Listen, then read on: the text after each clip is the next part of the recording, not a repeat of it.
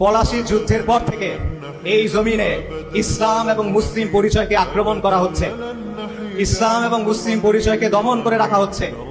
প্রথমে আক্রমণ করেছে কাফের ফিরিঙ্গিরা, তারপর আক্রমণ করেছে কলকাতার বাবুরা, তারপর আক্রমণ করেছে কংগ্রেসের নেতারা, আর তারপর আক্রমণ করেছে কিছু মুসলিম নামধারী সেকুলাররা।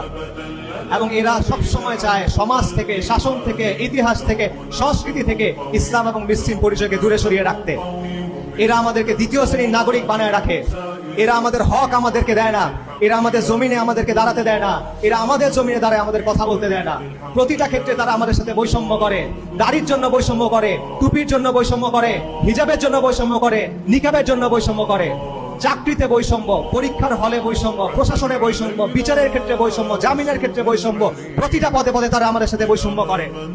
আমরা এই জমিনের সন্তান, আমরা এখানে বেঁচে আসি নাই, আমরা এই জমিনের সন্তান। এই জমিনের ইতিহাসে বারবার সবার আগে এই জমিনের জন্য, এই কওমের জন্য আমরাই দাঁড়িয়েছি এবং আমরাই দাঁড়াবো ইনশাআল্লাহ।